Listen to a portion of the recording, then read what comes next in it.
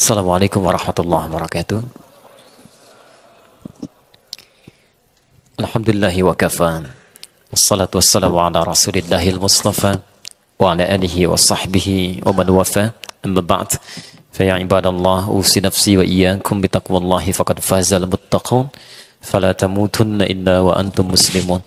Faqala ta'ala ya ayyuhalladzina amanu taqullaha haqqa tuqatih wa la tamutunna illa wa antum muslimun.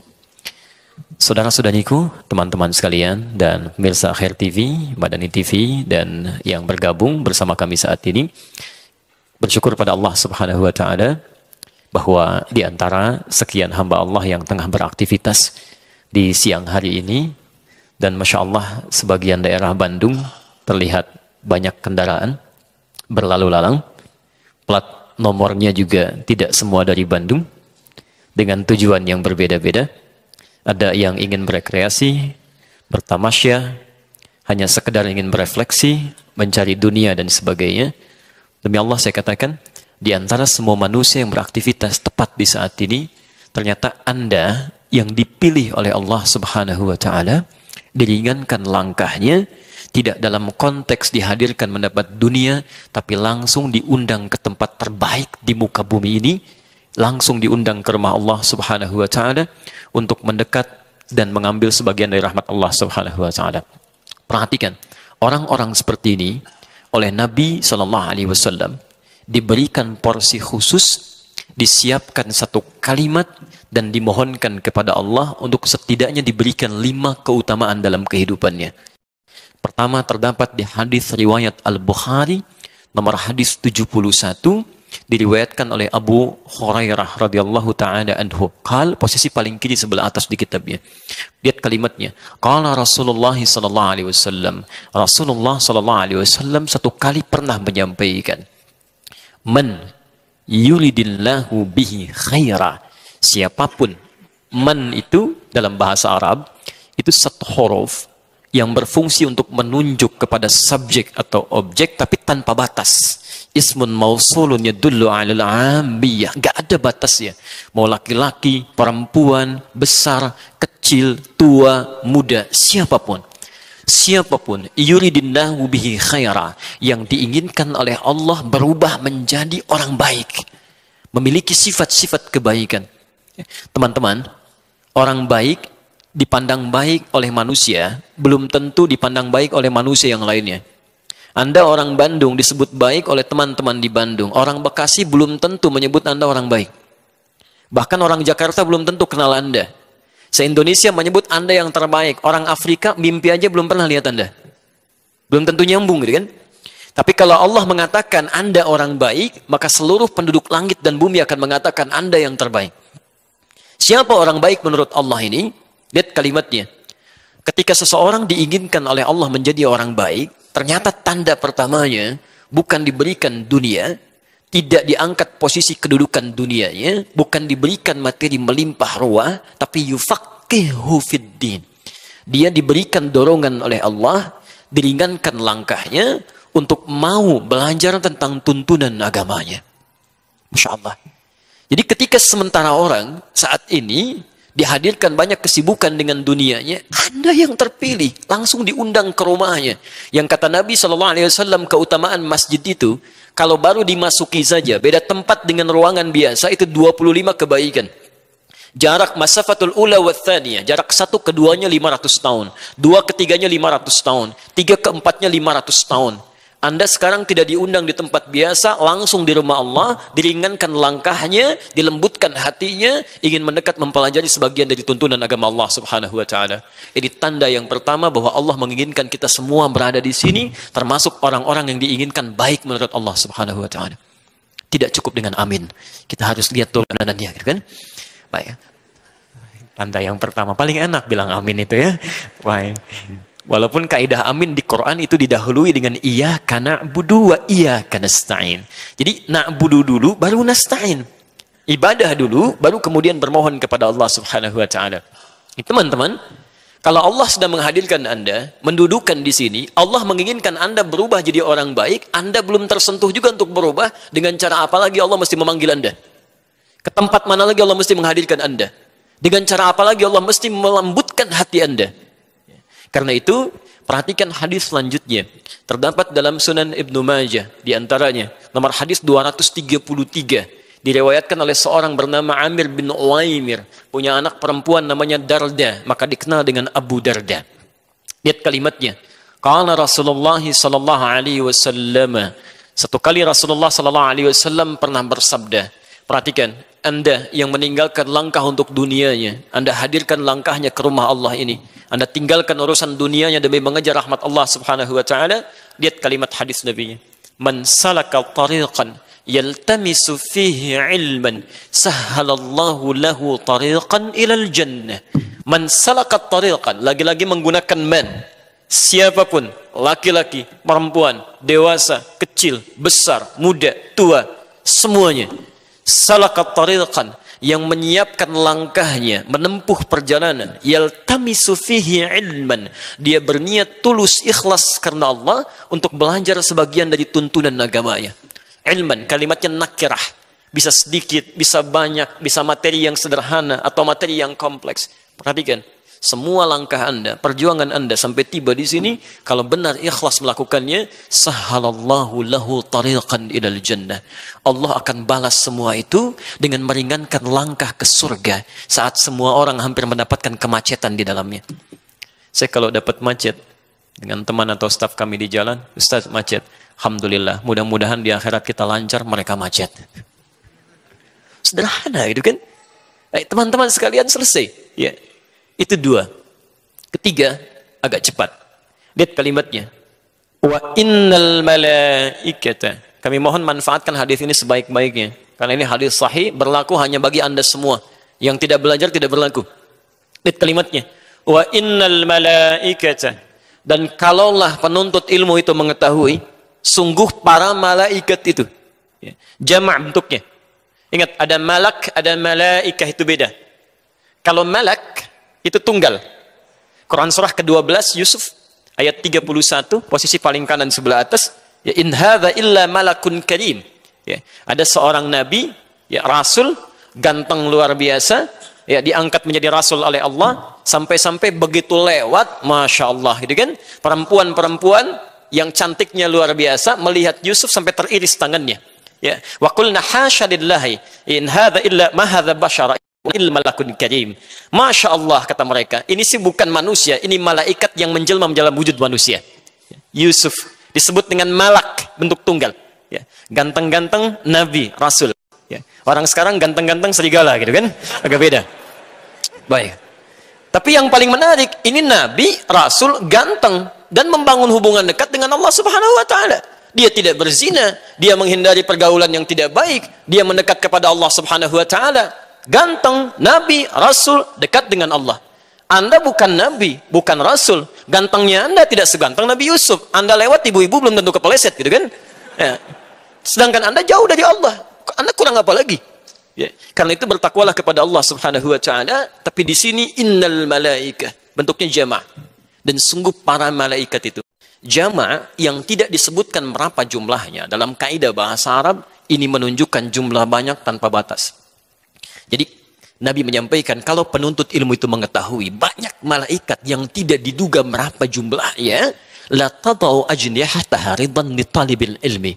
Mereka membentangkan sayapnya sejak orang-orang ini berangkat dari tempat dia tinggal, hadir di majlis ilmu sampai pulang kembali, memohonkan ridha kepada Allah Subhanahu wa taala untuk orang-orang itu.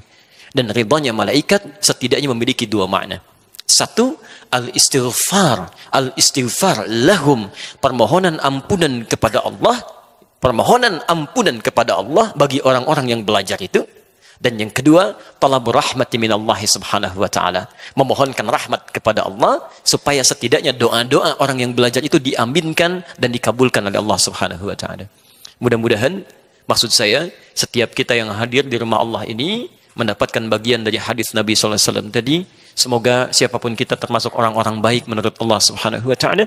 Dan semoga siapa yang hadir saat ini sampai kembali nanti, seluruh perjuangannya, waktunya, tenaganya, fikirannya diganti oleh Allah Subhanahu wa ta'ala dengan kebaikan-kebaikan yang tadi disampaikan. Baik, kita mau bahas apa Ustaz? Alhamdulillah. Pernikahan. Alhamdulillah. Sudah pada menikah yang ada di sini? Baik, Masya Allah. Nabi, Rasul, dekat dengan Allah. Dia orang paling takwa di muka bumi. Masya Allah, salatnya luar biasa.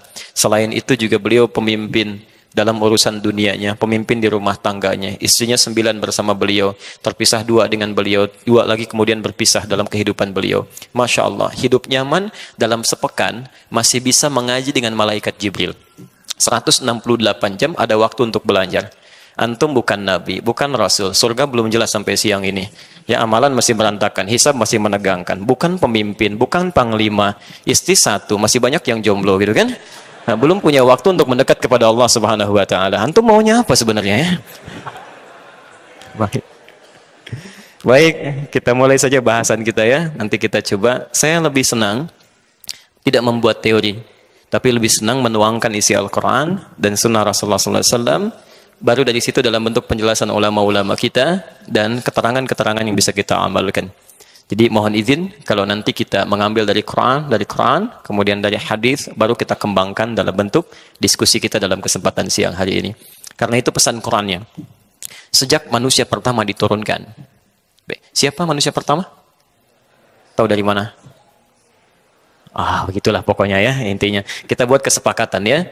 Mulai saat ini kalau kita belum tahu tentang sesuatu, paling gampangnya cukup katakan wallahu a'lam. Okay? Malaikat ditanya, mereka menjawab qalu subhanaka la ilma lana illa ma 'allamtana. Ya, Quran surah kedua 32, posisi paling kiri sebelah atas. Sahabat Nabi ditanya, dikatakan Allah wa rasuluhu a'lam. Antum bukan malaikat, bukan sahabat Nabi, semua tahu, Masya Allah ya. Baik, ini kaidahnya sederhana. Baik, siapa manusia pertama di muka bumi ini? Masya Allah, Allahu a'lam. Ini antum siapa sebetulnya? Baik. Manusia pertama oleh Quran disebut dengan Bashar. Terulang 35 kali dalam Al-Quran, bentuk dualnya sekali. Kalimat Bashar pertama saat dinisbatkan kepada manusia itu ada di Quran surah ke-15 ayat ke-28. Alhamdulillah. Wa idh qulna lil malaikati isjudu li adama fasajadu illa iblis. Baik, itu kalau kita ambil konteks kaitan dengan selanjutnya. Tapi di Quran surah ke-15 ayat ke-28 ya, bukan itu poinnya. Ya, itu kisah dengan iblisnya. Poinnya, wa idz qala rabbuka lil malaikati inni ja'ilun fil ardi khalifah. Belum nyambung, berarti belum pada hafal Quran. Itu yang Al-Baqarah ayat ke-30. Al-Hijr ayat ke-28 itu bukan ja'il, tapi khaliq. Wa idz qala rabbuka lil malaikati inni khaliqun basyara. Kata Allah, ketika saya berfirman menyampaikan kepada kalangan malaikat dan jin yang hadir pada saat itu, kami akan ciptakan manusia pertama disebut dengan basyar. Ini sifatnya. Baik. Namanya kemudian dialihkan di Al-Baqarah ayat ke-30, posisi paling kiri sebelah atas. Kalimatnya sama awalnya. Wa idz qala rabbuka lil malaikati inni ja'ilun fil ardi khalifah. Misinya sebagai khalifah, siapa khalifah yang dimaksudkan ini? Ayat 31-nya. Wa 'allama Adamal asma. Dari sini bisa disimpulkan manusia pertama yang diciptakan oleh Allah Subhanahu wa taala setelah malaikat dan jin makhluk sebelumnya adalah Nabi Adam alaihissalam. Saya agak lompat sebentar. Quran surah kedua Al-Baqarah ayat 38, posisi paling kanan sebelah atas. Saat Adam singkatnya kemudian diturunkan ke muka bumi untuk menjalani kehidupan yang baru setelah tergoda oleh iblis ya di alam langit itu. Nah, ini yang perlu Anda garis bawahi. Allah memberikan pesan. Setiap Anda jalani kehidupan di muka bumi, kami akan berikan petunjuk, kata Allah. Ikuti petunjuk ini, kami jamin hidup Anda akan selalu tenang dan tidak akan pernah larut dalam kesedihan. Lihat kalimatnya. Qulna bitu minha jami'a. Mulai sekarang kami firmankan, turun semuanya ke muka bumi. Fa imma ya'tiyannakum minni huda. Saat Anda beraktivitas di muka bumi, kami akan sertakan petunjuk kami, disebut dengan huda. Faman tabi'a hudaya, dan siapa yang mengikuti petunjuk kehidupan dari kami ini, fala khaufun 'alaihim wa lahum yahzanun. Kami jamin selama hidupnya dia tidak akan pernah merasa gelisah, please, tidak akan pernah larut dalam kesedihan. Jadi kalau Anda ikuti petunjuk kehidupan ini, demi Allah, Allah langsung sampaikan, nggak ada orang yang akan galau dan tidak akan ada yang sedih dalam hidupnya. Akan enak saja. Petunjuk kehidupan. Bahkan ada orang-orang yang saking lekatnya dengan petunjuk Allah ini, ya, Quran surah kedua Al-Baqarah ayat kelima, ulaika ala hudamir rabbihim. Teman-teman perhatikan. Ini apa? Oh, jangan katakan wallahu alam ya. Ini botol haramain isinya air. Baik. Sekarang perhatikan, botol ini ada di atas apa? Meja. Ada jarak tidak? Ada. Kalau ada benda di atas, kemudian ada jarak di bawahnya, dengan benda bawahnya, itu disebut fauqa namanya. Fauqa, ada jaraknya. Tapi kalau menempel seperti ini, tidak ada jaraknya, maka disebut dengan ala namanya. Ala. Perhatikan, ada orang-orang yang selalu lekat nempel dengan petunjuk Allah Subhanahu wa taala. Ulaika bukan fauqa, ala hudan. Jadi dia bangun tidur, ingat petunjuk Allah. Dia mau melihat, dia gunakan petunjuk Allah dengan penglihatannya. Dia mau duduk, ingat dengan Allah. Dia mau makan, ingat dengan Allah. Orang-orang yang selalu lekat dengan petunjuk Allah, itu dijamin. Lihat ujung ayatnya. Wa ulaika humul muflihun. Kami pastikan orang-orang itu pasti bahagia dalam kehidupannya. Jadi ada orang-orang yang di rumah tangganya ingat dengan Allah. Pekerjaannya ingat dengan Allah. Bahkan dari berdirinya, duduknya sampai tidurnya, tidak ada yang diingat kecuali Allah Subhanahu wa taala. Berita baik ya, sejak Nabi Adam diturunkan, diberikan petunjuk, disebut apa tadi petunjuknya? Hudan. Teman-teman, ternyata semua generasi setelah Adam, saat diutus nabi-nabi setelahnya, itu semua nabi, dari Nabi Adam sampai nabi yang terakhir, itu semuanya oleh Allah bersamaan diturunkan dengan petunjuk kehidupan bagi umatnya. Dan namanya semua sama, Hudan. Siapa nabi terakhir? Nabi Muhammad Sallallahu Alaihi Wasallam. Awas hati-hati ya. Saya audiensi terakhir dengan MUI di Jawa Barat. Itu sekarang lagi marak nabi di Jawa Barat. Hampir tiap bulan Pak ada nabi baru. Bu, hampir tiap bulan. Sekarang nabi barunya lagi di Karawang ini ya, sebagian ya.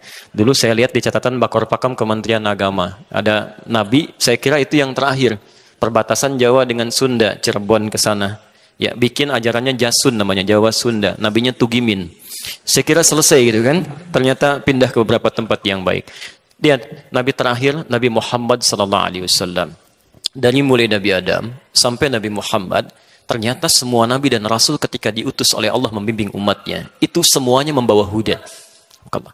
Silakan Anda urutkan ya. Saya beri contoh. Muhammad bin Abdullah, bin Abdul Muttalib, bin Hashim, bin Abdul Manaf, bin Qusay, bin Murrah, bin Kilab, bin Ka'ab, bin Ghalib, bin Fihir, bin Malik, bin Nadar, bin Kinana, bin Khuzaimah, bin Mudrikah, bin Ilyas alaihi salam, bin Nizar, bin Mudar, bin Ma'ad, bin Adnan, bin Addi, bin Adri, bin Muqawwam, bin Nahur, bin Tarih, bin Ya'rub, bin Yasjub, bin Nabit, bin Ismail alaihi salam, bin Ibrahim alaihi salam, bin Adhar, atau bin Nahur, bin Abir, bin Kinan, bin Arfakhshad, bin Sam, bin Nuh alaihi salam, bin Mihlail, Matushala, bin Kinan, bin Anwas, bin Thith, bin Adam alaihi salam. Sampai ke Nabi Muhammad yang terakhir, turun firman Allah Subhanahu wa taala di Quran surah kedua Al-Baqarah ayat 185. Posisi paling kiri di pertengahan. Lihat kalimatnya. Syahrul Ramadan alladzi unzila fihil Quran. Setelah itu hudal linnas. Khusus untuk nabi terakhir, rasul terakhir, umat terakhir, kami turunkan petunjuk spesial yang semua kebutuhan hidup dan solusinya ada di situ, Pak. Jadi teman-teman, semua aktivitas kehidupan kita dari sebelum lahir sampai wafat, petunjuknya ada di situ semua. Disebut Al-Quran. Ya, kata Allah bukan hanya untuk orang Islam, tapi linnas, kalimat annas disebutkan 241 kali dalam Al-Quran.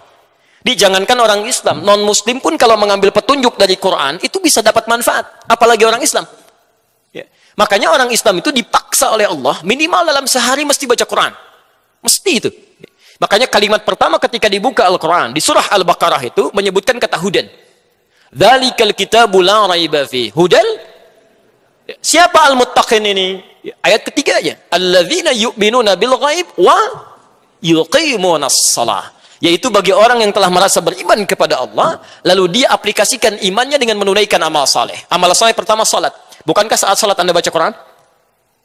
Nanti dalam fikih salat, ya, agak jauh sebentar ya. Dalam fikih salat, sebetulnya saat kita baca Quran, khususnya surah-surah yang kita baca setelah Al-Fatihah itu Yang paling diutamakan bukan baca surat pilihan, bukan. Tapi memilih surat yang sesuai dengan kebutuhan hidup kita. Saya beri contoh misal, Anda sedang bekerja, tiba-tiba ada kesulitan di pekerjaan. Anda sholat setelah baca Al-Fatihah, pilih ayat surat yang sesuai kebutuhan Anda. Quran surah 17 misalnya, ayat 79 sampai 81. Karena semua hidup kita ada di situ, termasuk ayat rumah tangga. Nanti kita akan keluarkan. Saya baca cepat, tapi antum nggak usah tulis ya. Baca cepat, saya beri gambaran misal. Saat kita sebelum dilahirkan, dalam kandungan ibundanya, bagaimana supaya kandungannya itu lancar. Kemudian persalinannya berjalan dengan nyaman. Doa-doa mengalir dengan baiknya. Quran surah ke-7 ayat 189. Ketika dilahirkan, bagaimana supaya caranya ASI-nya bisa mengalir dengan lancar. Suami istri yang baru mendapatkan anak tidak sibuk dan gelisah bagaimana cara menunaikan tugas ayah dan ibu pertama kalinya. Quran surah ke-2 Al-Baqarah ayat 233, posisi paling kanan sebelah bawah. Setelah 2 tahun disusui, dari 2 tahun sampai dengan menjelang balik, bagaimana cara memberikan pendidikan dininya supaya dekat dengan Allah, taat pada kedua orang tuanya, gemar bergaul dengan teman-teman di sekitarnya, akhlaknya bagus. Quran surah ke-31 ayat 13 sampai dengan 19-nya. Dia mulai belajar bagaimana supaya cepat menangkap pelajarannya, sulit untuk melupakannya, ada keberkahan dalam pelajarannya. Quran surah 9 ayat 122, posisi paling kiri sebelah bawah. Bagaimana saat dia menangkap pelajaran, dia dapat prestasi juga. Quran surah ke-58 ayat ke-11-nya. Tiba-tiba dalam dia bergaul, naik lagi, naik sampai naik ke kampus, menemukan teman-teman dalam bergaul, bagaimana supaya tidak terjebak dalam pergaulan bebas yang tidak menyenangkan. Quran surah 49 ayat ke-13-nya. Tapi kalau ada yang suka, bagaimana cara ta'aruf dan melamarnya? Quran surah yang keempat ayat keempatnya. Kalau menikah, Quran surah 30 ayat ke-21-nya. Dari pernikahan ini kemudian bagaimana cara membagi tugas sebagai pasangan pemula supaya tidak kebingungan menjalani rumah tangganya. Quran surah keempat ayat 34-nya. Apa tugas seorang lelaki dalam mencari nafkahnya? Bagaimana caranya? Quran surah kedua ayat 168, itu yang paling standar. Kalau Anda baru bergerak, rezekinya sudah datang, Quran surah kedua ayat 172. Kalau Anda belum bergerak, rezekinya sudah mendatangi Anda, Quran surah ke-7 ayat ke-96-nya. Apa tugas ibu? Kadang-kadang ibu ditugaskan untuk merawat rumah tangganya, menjaga nama baik suaminya. Quran surah keempat ayat 34-nya. Kalau sudah lahir anak, bagaimana merawatnya? Kadang-kadang tidak mudah merawat mereka. Ada perkataan yang tidak menyenangkan sampai berkata, jangan khawatir. Quran surah ke-17 ayat ke-23-nya. Anda yang mencari rezeki, kadang-kadang lelah, capek, seperti ibu juga yang capek merawat anaknya. Lelah seperti apa? Kalau ringan-ringan, Quran surah ke-26 ayat ke-80-nya. Kalau kena penyakit, semua orang mengatakan sampai dokter berkata, ini nggak mungkin, nggak ada kesembuhan, nggak ada obat untuknya. Kata Allah, tidak ada yang tidak mungkin. Lakukan amalan seperti Nabi Ayub pernah melakukannya. Quran surah ke-21 ayat 83 sampai 84-nya. Anda bekerja, kadang-kadang ada yang iseng, ingin menyingkirkan Anda, menyudutkan Anda, menyungkurkan Anda. Bagaimana mengatasinya? Memohon kepada Allah dengan Quran surah ke-17 ayat ke-79 sampai dengan 81-nya. Kalau ada yang mengganggu Anda sampai luar biasa dahsyatnya, membuat Anda gelap mata, sesak nafas di situ, selalu ada solusinya. Quran surah ke-21 ayat 87 sampai dengan 88-nya. Teman-teman, ketika harta Anda mulai meluas, tiba-tiba menghadapi tantangan, Quran surah kedua ayat 214. Bagaimana mengatasinya? Quran surah ketiga ayat 142. Kalau Anda berhasil ingin bersyukur, Quran surah ke-14 ayat ke-7-nya. Masalah mulai datang lagi, bagaimana berharap? Di Quran surah kedua ayat 155 sampai 157-nya. Sampai Anda usia 40 tahun lebih, orang tuanya masih ada, bagaimana cara membalasnya? Kata Allah, memang agak sulit, tapi Anda bisa mencoba dengan Quran surah ke-46 ayat ke-15-nya. Apakah saya akan hidup untuk selamanya ya Allah? Tidak. Satu saat kamu akan pulang. Kamu akan meninggal karena ada maut yang akan mendatangi Anda. Quran surah ketiga 185. Ya Allah, bagaimana saya meninggalnya caranya? Bagaimana maut caranya datang kepada saya? Akan diutus perwakilan kami namanya Malakul Maut. Quran surah ke-32 ayat ke-11-nya. Bagaimana cara dia mengambil nyawa kami ya Allah? Kalau ingin sedikit menyenangkan, tenang panggilannya. Quran surah 89 ayat 27 sampai dengan 30 itu. Ya ayat Tuhan nafsul mutmainnah. Kalau kamu ingin sedikit menegangkan sambil dipukulin malaikat, Quran surah ke-8 ayat ke-50 itu. Ya Allah, saya telah belajar suasana malam pertama di alam dunia. Bagaimana suasana malam pertama di alam kubur supaya saya bisa siap-siap? Silahkan lihat Quran surah ketiga ayat 169 sampai 171-nya. Ya Allah, apakah siksa kubur juga ada? Kalau pengen nyobain silahkan Quran surah ke-40 ayat 45 sampai 46 sampai 47-nya. Ya Allah, bagaimana saat dibangkitkan nanti? Ada orang dibangkitkan langsung melihat Allah tanpa jeda, bahkan tanpa hijabnya, langsung melihat Allah sampai gembira, berbinar-binar wajahnya. Quran surah 75 ayat ke-22 sampai 23. Tapi ada orang juga yang dimintakan oleh Allah nggak perlu repot memikirkan hisab karena dia akan masuk neraka tanpa hisab. Quran surah ke-18 ayat 100 sampai dengan 101-nya. Ya Allah, kira-kira di surga seperti apa nikmatnya? Nggak perlu, itu nggak perlu. Jangan sampai dibayangkan karena tidak bisa dilihat, tidak bisa didengar, tidak terlukiskan. Tapi kalau kamu ingin mendengar informasi dari kami, ada surga yang paling indah bersama Rasulullah. Ikuti sunnahnya. Quran surah ketiga ayat 31. Tingkat surga kedua yang semuanya diberikan oleh Allah di taman surga. Quran surah ke-51 ayat 15 sampai ayat 23-nya. Ada surga yang tingkat ketiga, luasnya seluas langit dan bumi. Anda mau aktivitas jungkir balik silahkan, nggak akan sampai ke ujungnya. Quran surah ketiga ayat 133 sampai 134. Bahkan ada ada surga kelas ekonomi yang saking indahnya nggak pernah dilihat oleh mata, terdengar oleh telinga, bahkan tidak terbayangkan dalam benak kita, dan keindahannya tak terlukiskan. Quran surah kedua ayat ke-25 itu semuanya ada. Semuanya ada. Yang tidak ada, teman-teman sekalian, kita jarang baca isinya. Jadi setiap sholat dari subuh sampai isya yang dibaca itu lagi. Anas lagi. Dan dikabulkan oleh Allah. Pantas mimpinya ketemu jin terus gitu kan. Minal jinnati wan nas. Jadi dari sini, kalau petunjuk itu kita keluarkan, itu mudah Pak, Bu. Hidup tuh enak gitu. Makanya ayatnya diakhiri oleh Allah, yuridullahu bikumul yusra. Allah menginginkan hidup Anda itu mudah. Wala yuridu bikumul usra. Kami nggak ingin hidup Anda susah. Jadi kalau ada orang yang susah hidupnya, di rumah susah, di kantor susah, yang salah bukan Allah. Yang salah manusia nggak baca petunjuknya. Karena itulah kemudian dalam konteks materi kita insya Allah akan coba keluarkan panduan-panduan dari Al-Quran. Seperti apa petunjuk nabinya, yang dengan itu mudah-mudahan materi ini bisa memudahkan kehidupan setidaknya dari rumah tangga kita sesuai tema yang kita bahas. Kita baru mau mulai ini ya, yang tadi mukaddimah. Baik. Maaf, sampai jam berapa? Setengah 2 lebih 15. Baik ya. Jam 3, silahkan aja ya, nanti jam 2 saya pamit ya. Baik, kita mulai petunjuknya yang kami terima. Bagaimana tuntunan Al-Quran dan Sunnah ya, tentang bimbingan pasca pernikahan. Bismillahirrahmanirrahim. Kita mulai dengan Quran surah ke-30 ayat 21. Teman-teman sekalian, bagi seseorang yang sudah menyiapkan diri untuk membangun bahtera kehidupan yang baru dengan jalinan akad pernikahan, maka pesan pertama yang Al-Quran sering tanamkan, bahkan menjadi fitrah bagi calon pasangan untuk mencantumkannya bahkan dalam surat undangan. Seringkali dikutip Quran surah ke-30 ayat 21. Yang paling aneh begini, biasanya orang yang mengundang itu akan lebih tahu isi undangan dibandingkan yang diundang. Ya, kami dapat undangan dari teman-teman Al-Fityah. Tentunya teman-teman Al-Fityah lebih tahu isi program undangan itu dibandingkan saya yang diundang. Ada keanehan nih. Ada orang-orang mengundang dalam proses pernikahan, menuliskan ayat Quran, mencantumkan di surat undangan, yang ngundang nggak pernah baca ayat yang dicantumkan. Sehingga ini yang menjadikan miss pertama kali ketika akad diucapkan, roh ayatnya tidak sampai pada dirinya. Seharusnya sebelum akad itu dilakukan, kalimat ini mesti tertanam dalam jiwanya dulu. Supaya visi rumah tangganya, ketika akad mulai dilakukan, sudah tertanam jiwa Quran di dalamnya. Maka perhatikan bagaimana Allah mengingatkan seorang pasutri itu, pasangan suami istri, ya, yang telah menjalani akad, bagaimana bakal Quran mesti dibawa. Wa min ayatihi. Satu. Saya ulang. Wa min ayatihi. Bisa dibantu teman-teman? Ada yang bawa mushaf tidak? Ada yang bawa mushaf? Baik, izin coba dibaca terjemahannya. Ya? Ayat 21. Wa min ayatihi. Diterjemahkan apa di situ?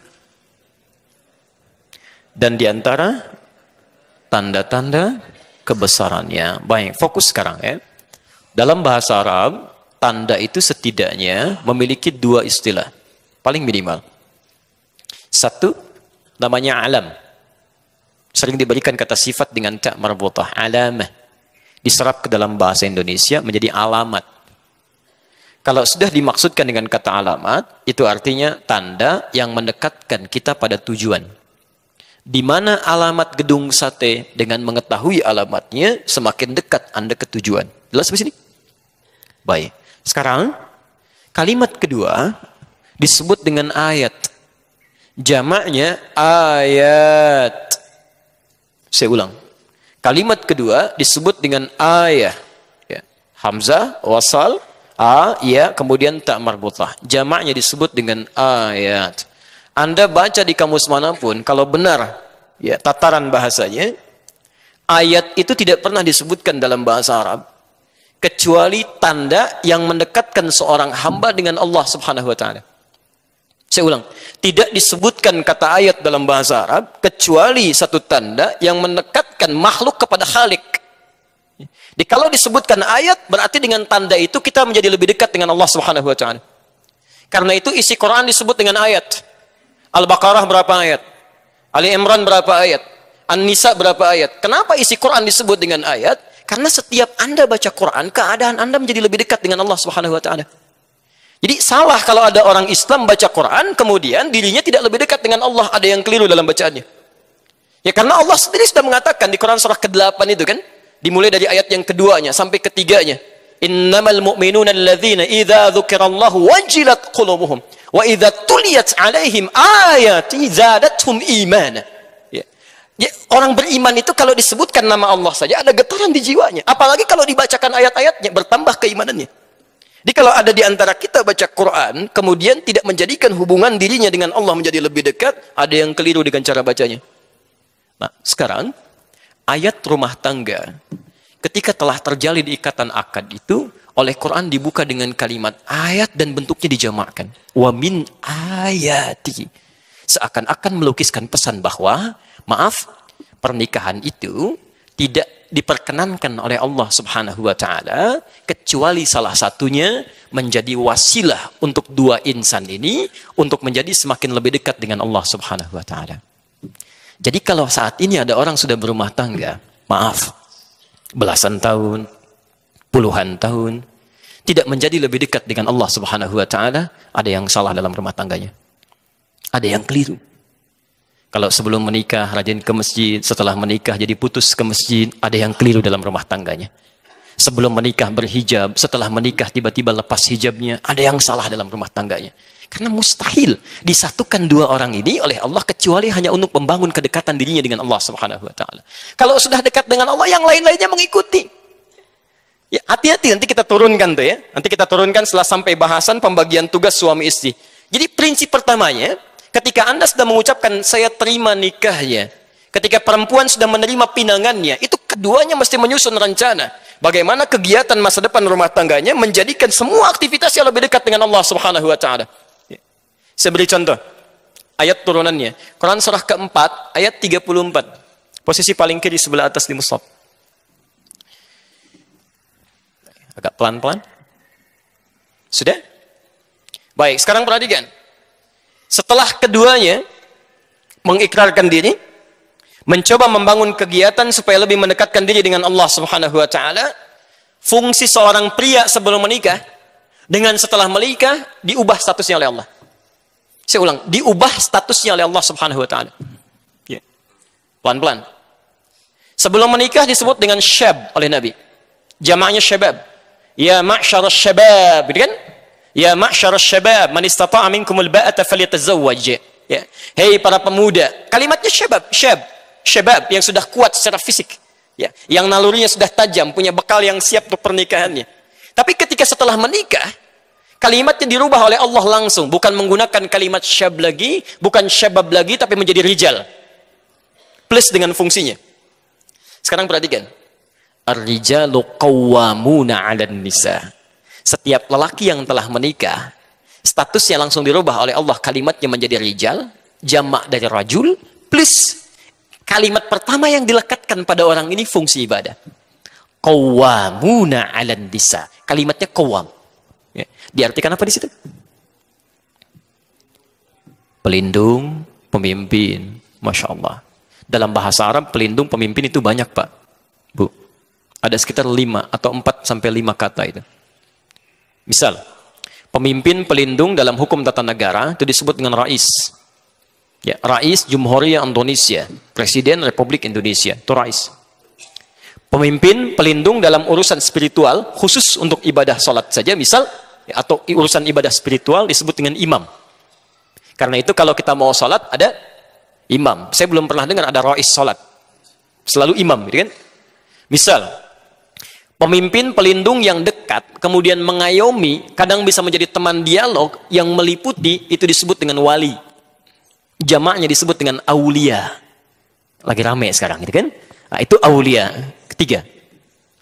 Tapi kalau Anda ingin menghadirkan pemimpin, pelindung pengayom dalam konteks yang lebih terbatas tapi mengandung nilai-nilai ibadah di dalamnya, maka kalimatnya dirubah menjadi qaim, jamaknya qawwam.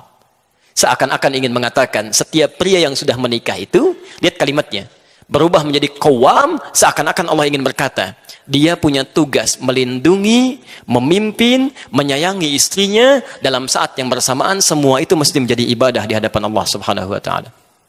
Qawwam. Ya. Jadi ketika Anda mengatakan siap menerima, ya, siap, ya Allah saya terima nikahnya, seketika fungsi kalimat ini berlaku bagi kita para pria. Ya. Ibu tenang Bu ya, kita bagi yang suami-suami dulu ya, para pria dulu. Langsung berlaku kalimat qawwam di sini, dan pemimpin pertama bukan pemimpin dalam urusan rumah tangganya. Pemimpin dalam urusan ibadahnya. Status antum yang tadinya biasa jadi makmum, seketika berubah jadi imam. Silahkan cek. Antum biasanya ke masjid jadi makmum misal. Sekarang, saking inginnya Allah meningkatkan statusnya dari sholat biasa menjadi tingkat lebih tinggi, Masya Allah. Tidak ada urusan lagi sekarang dan tidak ada alasan untuk meninggalkan sholat berjamaah. Anda tidak bisa bermakmum berjamaah ke masjid, pulang ke rumah biasa sendirian, sekarang dihadirkan makmum selama hidupnya. Banyak mana pahalanya sholat sendirian atau berjamaah? Bukankah dengan berumah tangga status pahalanya ditingkatkan jadi lebih banyak di hadapan Allah Subhanahu wa taala? Status antum yang laki-laki jadi imam atau makmum? Keterlaluan kalau jadi makmum juga. Imamnya perempuan. Tidak, pasti imam. Pasti imam. Ya. Makanya lihat, orang-orang yang telah menikah, hubungan dengan Allahnya pasti menjadi lebih meningkat, nggak akan turun. Ya. Jadi mustahil ada seorang pria lisannya ringan mengucapkan saya terima nikahnya, tapi begitu misalnya, maaf, setelah kalimat itu diucapkan, dia tidak siap menjadi imam dalam urusan spiritualnya. Makanya hal yang disiapkan pertama kali bagi seorang yang ingin berakad itu punya kesiapan membimbing urusan spiritualnya. Di antaranya paling mudah jadi imam sholat. Turunan kata qawam itu qaim. Turunannya lagi dari kata aqama, yuqimu. Semua kalimat sholat di Quran umumnya dalam bentuk ibadah diawali dengan kata iqamah. Kalimat sholat pertama Al-Baqarah ayat 3. Alladzina yuqimun, alladzina yu'minuna bil ghaib wa yuqimunas shalah. Al-Baqarah 43, wa aqimus shalah. Al-Ankabut ayat 45, wa aqimis shalah. Selalu aqim, iqamah. Ya. Dan imam rumah tangga dimulai dengan kata qawam, turunan dari situ. Seharusnya kalau sudah berumah tangga, Anda bisa menjadi imam, sholatnya lebih baik lagi. Disalah kalau kemudian ada orang berumah tangga, untuk urusan sholat saja dia nggak bisa pimpin. Bagaimana bisa memimpin masalah yang lebih besar lagi? Ya. Ini pernah nyata ya. Kejadian saat kami awal ke Indonesia, diundang ke Ciamis, pulang mampir ke Garut. Ada pertanyaan, Ustadz, ada kasus ini nyata, saya tidak ngarang ya.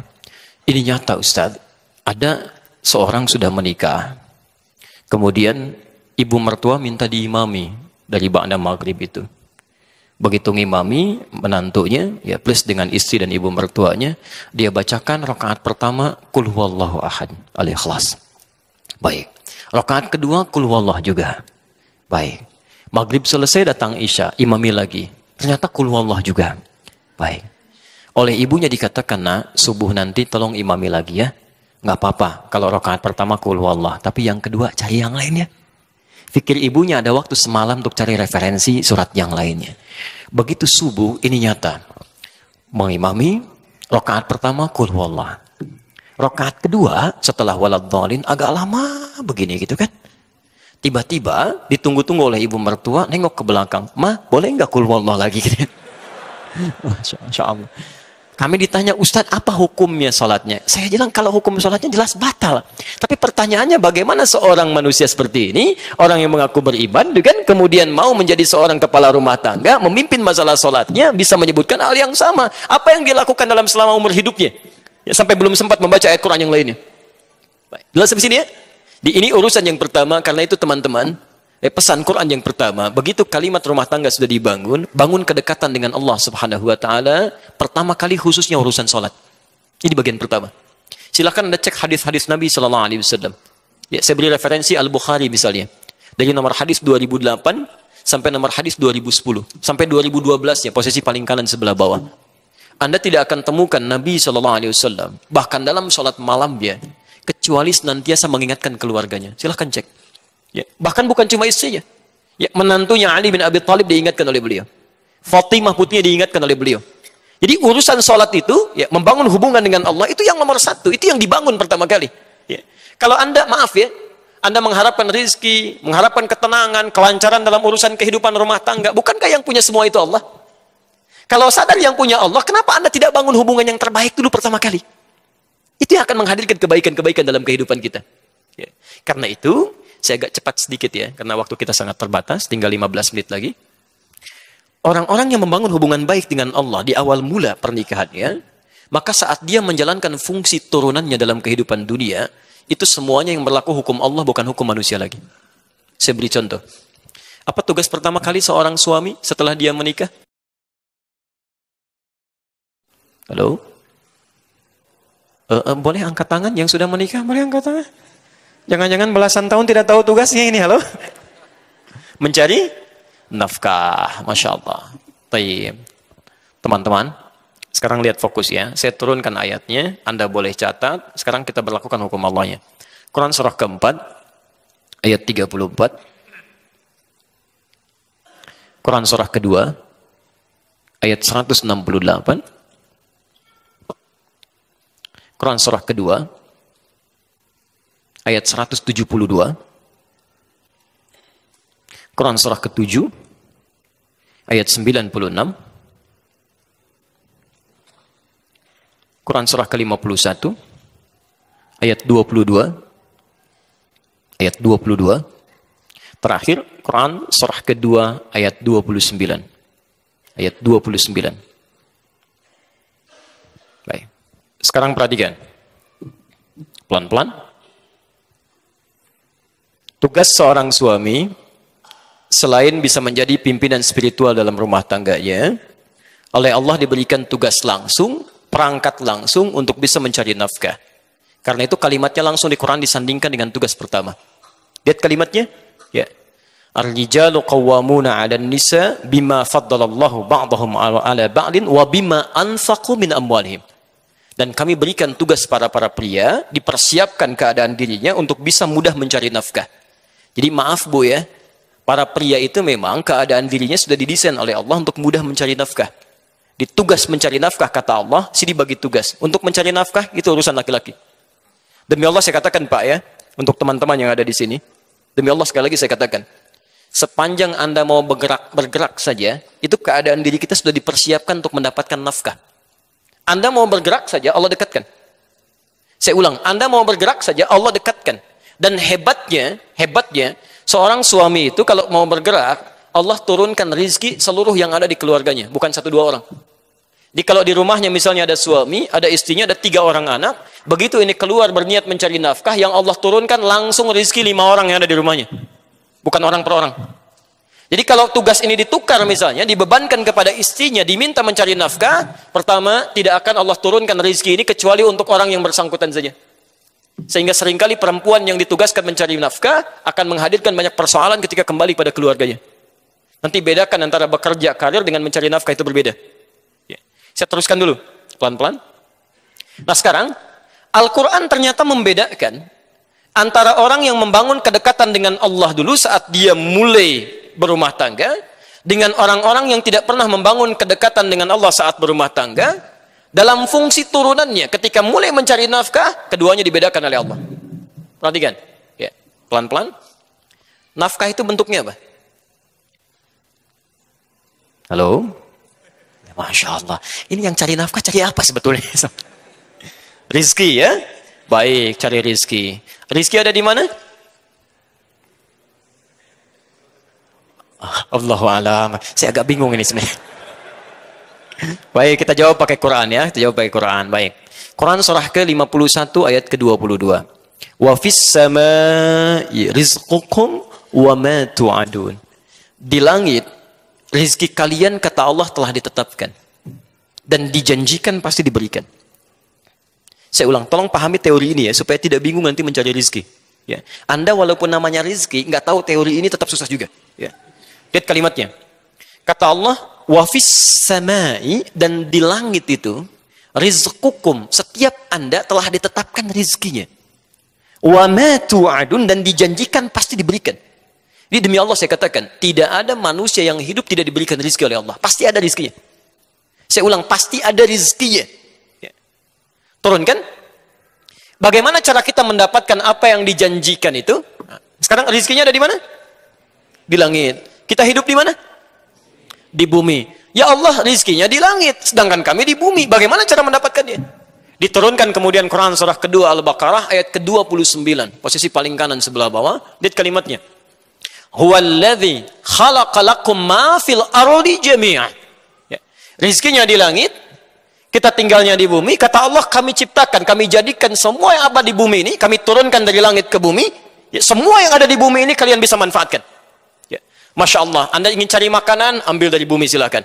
Ingin bikin sesuatu, ambil emasnya, ambil tambangnya, olah, manfaatkan dalam kehidupan kita. Rezekinya ada di langit, diturunkan ke bumi, bisa kemudian kita nikmati. Baik. Sekarang perhatikan, saya ulang lagi. Rezeki di mana? Di langit. Kita tinggal di mana sekarang? Berada di mana? Bukan, kita di Bandung, di Masjid Gedung Sate. Baik. Lihat. Ini langit kan luas. Bumi kan luas. Kita adanya di sini. Mungkin barangkali Anda orang Bandung, tapi rezeki Anda diturunkan oleh Allah di Jakarta. Nggak mungkin cuma Anda tunggu-tunggu di Bandung. Pasti diberikan. Tapi nggak pernah Anda jemput. Mustahil bisa Anda dapat. Saya 2006 ada di Kairo di Mesir. 26 Juni kami berangkat. Di Kairo itu pernah ada 2 mahasiswa mendebatkan tentang ayat ini. Yang satu mengatakan, semua rezeki kita pasti diberikan. Allah sudah janji. Yang satu mengatakan tidak. Mesti ada ikhtiar untuk mendapatkannya. Memang dijanjikan, tapi kita harus ambil. Kata yang satu, hukumnya nggak begitu. Pasti diberikan. Maka yang pertama ingin membuktikan, saya buktikan. Saya akan masuk ke mihrab di dalam masjid. Di situ disebutnya zawiyah, tempat pojokan untuk meningkatkan ibadah. Dia masuk ke dalam salah satu meja, seperti ini, kolong meja. Bersembunyi di situ, Babu. Di masjid itu, kadar Allah, suka ada muhsinin, donatur memberikan makanan untuk yang intikaf. Hari pertama diberikan, karena dia mengunci di dalam meja, dia nggak dapat. Yang lain dapat. Hari kedua diberikan, dia nggak dapat. Yang lain dapat. Hari ketiga, agak sedikit yang itikaf diberikan, dia nggak dapat, yang lain dapat. Kata muhsin ini, dia berkata, hal min akhir, ada yang lain nggak? Kata petugasnya, petugas masjid, la mafish, tidak ada. Tapi bantakil jami akhir, saya pindah ke masjid yang lainnya. Karena yang sembunyi ini sudah 3 hari mulai lapar. Agak kesulitan, mulai dia kasih kode. Gitu ya. Wah, di ruangan yang lain. Pengurus masjid kaget dengan suara. Begitu dengar dikejar ke situ, dilihat ternyata ada orang sudah kelaparan luar biasa, minta bantuan makanan. Seketika diambillah 2 box dari makanan itu diberikan kepada orang tadi. Saat diberikan itulah teman yang tadi janjian langsung nyusul, dia katakan, kan saya bilang dari awal, rezeki itu mesti ada ikhtiar, dicari walaupun dengan katanya. Ya. Kalau cuma Anda tunggu saja nggak akan dapat gitu. Ya. Makanya teorinya ketika rezeki Anda tinggal di Bandung, tapi rezeki Anda di Jakarta. Maka turunlah kemudian Quran surah kedua Al-Baqarah ayat 168. Posisi paling kanan sebelah bawah. Lihat, ini berlaku umum pertama ya. Ya ayyuhan nas. Hei manusia. Kalau manusia itu orang Islam saja atau umum? Umum. Teman-teman, jadi hukum ini berlaku tidak hanya bagi orang Islam, tapi semua manusia. Ya ayyuhan nas. Kulu mimma fil ardi halalan tayyibah. Silahkan Anda bekerja, beraktivitas, ya, cari untuk mendapatkan kebutuhan Anda, ya, setidaknya bagian makan. Ini kalau dalam bahasa Indonesia disebut sinekdok pas prototo. Disebutkan sebagiannya, dimaksudkan keseluruhan umumnya. Ya, kan kalau Anda ditanya, mau kemana Pak? Mau mencari sesuap nasi. Padahal nggak sesuap kan? Udah cari yang lainnya juga ya. Ini bahasa Arabnya kulu, silahkan cari makan. Yang dicari mungkin untuk pakaian juga, untuk rumah juga. Tapi bahasanya, kulu, cari. Ya. Jadi rezeki itu tidak cukup didiamkan saja. Allah janjikan untuk diberikan, tapi perjanjian ini berkolaborasi dan equal. Ya. Bersamaan, bersanding dengan apa? Dengan ikhtiar. Jadi kalau rezeki ingin diberikan oleh Allah, Anda mesti bergerak. Bergerak aja, rezeki diberikan. Tahu cicak? Jangan katakan wallahu a'lam, cicak. Masya Allah. Cicak, tahu cicak? Baik, bagaimana aktivitasnya? Merayap, di mana? Dinding, apa makanannya? Nyamuk bagaimana aktivitasnya? Masya Allah. Pertanyaan pertama, di mana sisi keadilan Allah? Memberikan makan bagi hewan yang tidak bisa terbang, makanannya bisa terbang. Kalau nyamuknya jenius, jadi permainan bagi cicak, itu cicak. Coba silahkan cek itu. Tapi perhatikan bagaimana Allah mengatur sistem kehidupan di sini. Ya. Asal cicak mau bergerak saja, rezekinya didatangkan. Orang tua kita cuma membuat lirik yang sangat indah, memberikan pelajaran besar di sana. Lihat kalimatnya, cicak-cicak diam-diam. Masya Allah, yang Allah minta pada cicak cuma merayap sekalipun diam-diam. Yang penting kamu merayap, mau cepat mau diam-diam, yang penting kamu merayap. Ketika hewan ini mau merayap sekalipun diam-diam, selanjutnya apa? Datang seekor nyamuk. Bukan cicak yang mendatangi nyamuk, nyamuknya yang mendatangi cicak. Siapa yang mendatangkan nyamuk pada cicak? Allah. Kalau cicaknya tidak merayap, mustahil nyamuknya datang. Cuman diam-diam. Selanjutnya apa? Silahkan tuh. Masya Allah. Ya. Jadi yang dituntut oleh Allah itu sederhana. Anda bergerak, Anda dapat. Cicak saja, hewan yang tidak dihisab. Hanya sebatas hewan, tidak punya akal, tidak punya sifat takwa. Rizkinya ada, apalagi Anda yang dihisab. Jadi kalau Anda bergerak itu pasti dapat. Coba lihat yang di jalan-jalan itu. Prit, rizkinya datang sendiri, 2000. Kan? Masya Allah. Masa Anda di tempat yang enak, pekerjaan nyaman, masih mengeluh juga dengan rizki, Anda maunya apa? Nah, tapi teman-teman, perhatikan. Ini hukum umum. Ya Allah, kami kan sholat. Nah, ini baru berlaku di sini. Kami sholat, kami puasa, kami berdoa. Apakah iman kami tidak bisa membedakan dengan yang belum beriman dari kadar rizki? Kata Allah, mesti ada bedanya. Orang-orang yang membangun rumah tangganya dengan keimanan kepada Allah Subhanahu wa Ta'ala, hukum turunannya, pencarian rizki oleh suaminya pun dipindahkan kaidahnya. Dari yang di bawah dinaikkan ke atas. Pindah ke Al-Baqarah ayat 172. Posisi paling kiri sebelah atas. Lihat kalimatnya. Ya ayyuhalladzina amanu kulu min tayyibati ma razaqnakum. Masya Allah. Ada ayatnya? Ya ayyuhalladzina amanu. Hei orang-orang yang telah menyatakan iman dalam dirinya. Kulu min tayyibati ma razaqnakum. Teman-teman sekarang perhatikan, bandingkan dengan ayat sebelumnya. Yang tadi, kulu mimma fil ardi halalan tayyiban. Dia masih berusaha dulu mencari dengan halal, mendapatkan yang terbaik. Ya. Izin, semua manusia punya ketentuan di sini kata Allah, mesti mencari dengan cara yang legal, halal. Jadi masalah halal ini tidak ada hubungannya dengan iman juga. Tidak hanya iman maksudnya. Ya, semua yang tidak beriman pun mesti mendapatkan dengan cara yang legal. Halal di sini maksudnya legal, sesuai hukum yang berlaku dalam konteks yang umum. Jadi kalaupun ada orang mencuri misalnya, polisi nggak akan bertanya, kamu orang beriman atau tidak? Ditangkap juga, semua sama. Gitu ya. Nah, tapi kalau Anda sudah mendapatkan bagiannya, dapatkan yang terbaik dari situ untuk dikonsumsi. Ya. Thayyib itu dalam bahasa Arab, itu yang menyehatkan secara fisik. Ya, bukan yang semau Anda inginkan Anda makan, bukan. Jadi kalau Anda bertanya kaifa haluk pada orang Arab, dijawab alhamdulillah ana thayyib, maksudnya badannya sehat. Jadi kalau Anda ingin membeli makanan tertentu, berapapun nilainya, pastikan bukan cuma nafsu kata Quran, tapi membuat diri Anda sehat. Ya. Walaupun kesehatan fisik itu tidak harus selalu berkolaborasi dengan sehatnya pikiran dan sifat-sifat yang baik. Karena itu dibedakan. Ya. Kan ada orang namanya thayyib, 2 kali puasa, 2 kali lebaran nggak pulang-pulang. Dia cuma orang Indonesia. Nah, ketika seseorang membangun hukumnya dengan Allah, yang berlaku bukan yang tadi. Lihat kalimatnya. Kulu min tayyibati. Teman-teman, kalimat halalnya pertama dibuang di sini. Silakan Anda cek. Ketika Allah menyentuh orang beriman untuk mencari rezeki, kalimat halalnya dibuang. Kulu min tayyibati, halalnya dibuang. Kenapa kalimat halal di sini dibuang? Karena orang-orang, kata para ulama, orang-orang yang sudah tersambung imannya kepada Allah Subhanahu wa Ta'ala, iman itu akan selalu membimbing dia untuk mengarahkan pada yang halal. Jadi mustahil ada orang beriman, dia bisa mencari sesuatu yang keluar dari aturan Allah, mencari yang haram. Itu aturan pertama. Ya. Jadi kalau ada di antara umat manusia mengaku beriman, kemudian menikah, berumah tangga, masih terfikir mencari yang haram, artinya ada yang salah dalam imannya. Hubungan dia nggak bagus dengan Allah. Kalau dia tidak pernah memikirkan yang haram, menyingkirkan yang dilarang oleh Allah Subhanahu wa Ta'ala, maka Masya Allah, lihat kalimatnya. Kata Allah, ma razaqnakum, kami yang siapkan rezeki untuknya, bukan dia yang capek mencarinya. Di Anda kalau membangun hubungan rumah tangga dengan visi iman kepada Allah Subhanahu wa Ta'ala, kata Allah, Anda tidak perlu lelah mencarinya, gerakan sedikit, rezeki datang pada Anda. Itu poinnya. Makanya Allah menjanjikan pada orang yang punya kecukupan yang sederhana saat menikah. Kata Allah, kalau ingin kaya, kami jadikan kaya dia.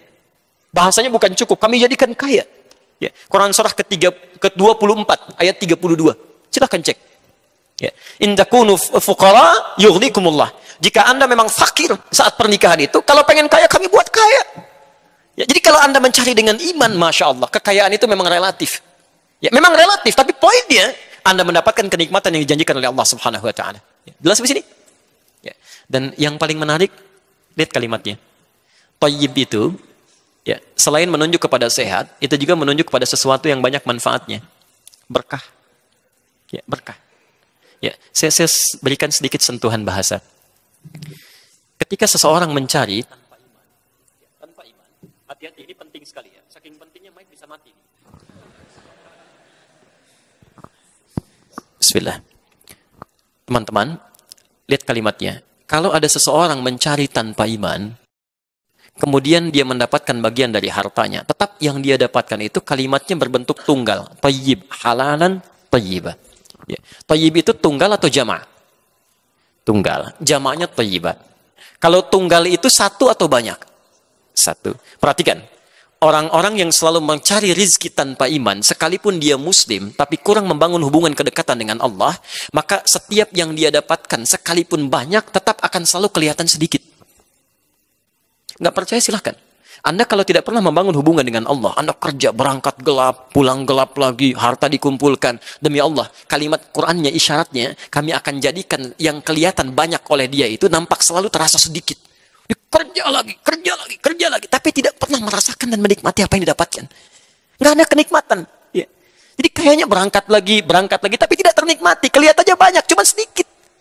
Ya, Masya Allah. Tapi ketika Anda membangun hubungan yang baik dengan Allah Subhanahu wa Ta'ala, kelihatan oleh manusia yang lain seperti sedikit, tapi Masya Allah, karena keberkahan dituangkan di situ, kalimatnya jama, min thayyibat. Sedikit ini kami turunkan berkahnya, sehingga terasa nyaman, nikmat, tenang aja gitu. Kalimatnya jama. Memang cuma dapat 500.000 per bulan, tapi setiap akan cari makan, tiba-tiba temannya datang, biar saya yang belikannya. Masya Allah. Mau beli buah dari kampung ada kiriman, nih Pak buahnya, sudah jadi, gitu kan? Sudah panen. Saya punya teman dulu, dari Bukit Tinggi. Berangkat dengan kami ke Tripoli, Libya. Bekalnya cuma $50. Selama 5 tahun di Libya, kembali lagi, uang itu utuh, Pak. Bu. Utuh, dibawa pulang $50. Tidak habis. 50 US. Dan niatnya luar biasa gitu. Ketika berangkat ingin memuliakan keluarganya, ingin membahagiakan ibunya. Orang lain bekerja musim panas, beliau kemudian bekerja juga, tapi uangnya dikirim untuk haji ibundanya. Allah balas itu. Begitu pulang, ibunya berhaji, dimuliakan oleh Allah, menikah dengan baik, dan uang 50 US itu utuh. $50. Jadi ada orang-orang yang mendapatkan seakan-akan banyak, tapi hidupnya nestapa, capek gitu. Tapi ada orang-orang yang kelihatan seperti sedikit, tapi cukup, enak. Kan yang paling enak itu hidup yang pas kan. Pas butuh ada gitu ya. Pas perlu datang gitu. Itu kan yang nyaman gitu. Ya. Dan banyak itu kan bukan yang kelihatan. Kalau yang kelihatan itu belum banyak, masih kelihatan, masih kehitung. Banyak itu yang nggak kehitung. Jadi ada orang-orang yang hidupnya oleh Allah dibuat nggak mikir, saking banyaknya. Kamu nggak usah mikir deh, biar nggak capek ngitung. Yang seperti itu capek nanti tuh. Ya, disimpan, begitu mau tidur lihat berangkas lagi. Berkurang sedikit, balik lagi, hitung lagi gitu kan. Ini enggak. Yang megang Allah. Jadi begitu dia butuh, kirimkan. Hidupnya enak, gak banyak pikiran. Coba pilih mana? 5 miliar dalam sebulan tidak berkah. Atau 500.000 berkah. Dan tidak ada pilihan ketiga. Dan tidak boleh maksa.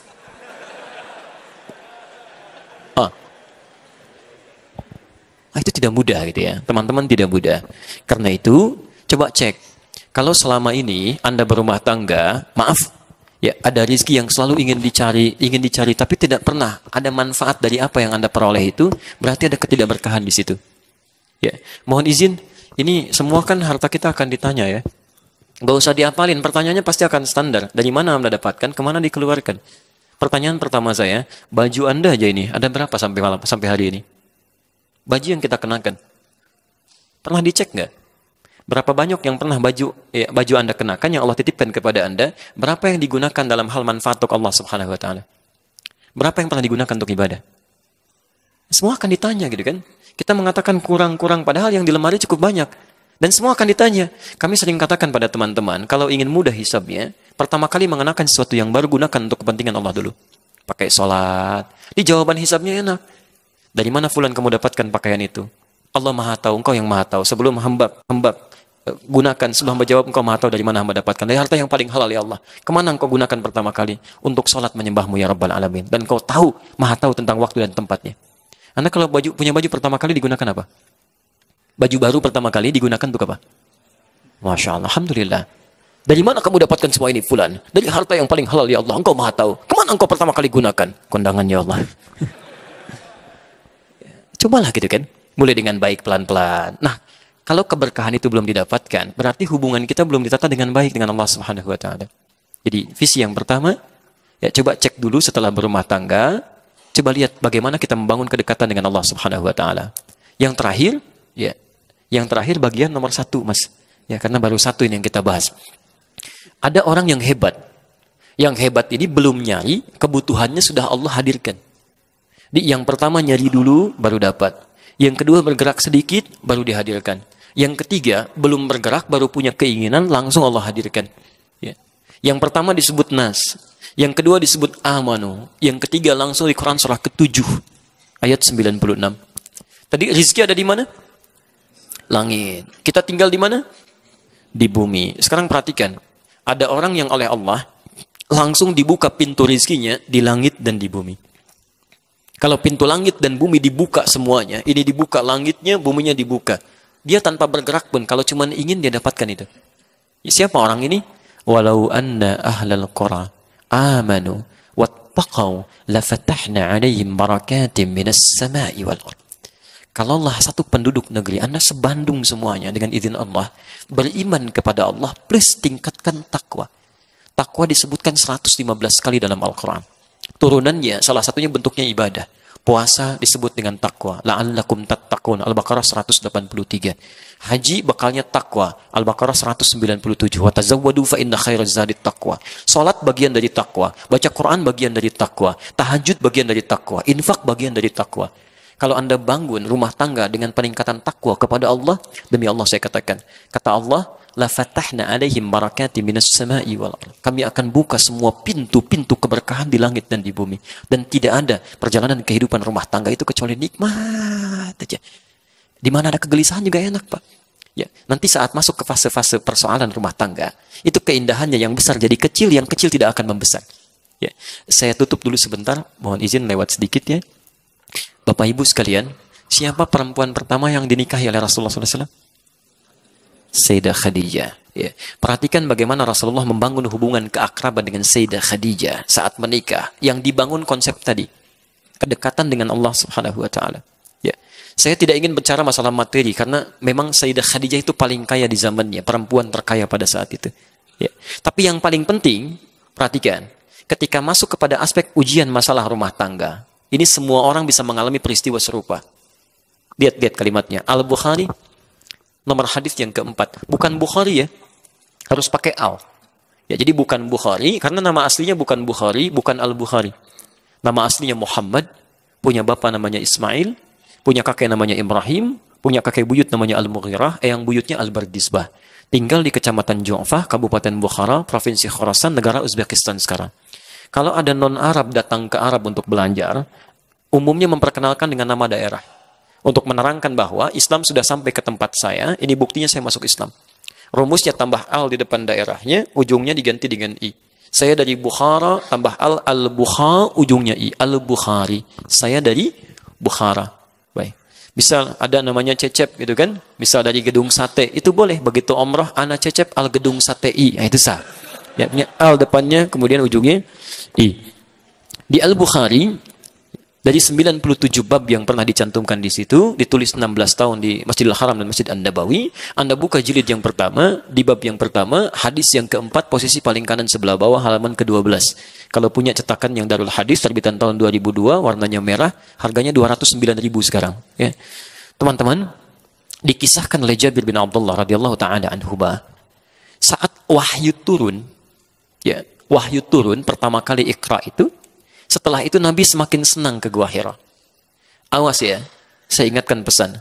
Gua Hira itu jangan ringan diucapkan. Kalau Anda main ke sana, itu jaraknya kurang lebih sampai 6 kilo dari rumah Nabi ke Gua Hira.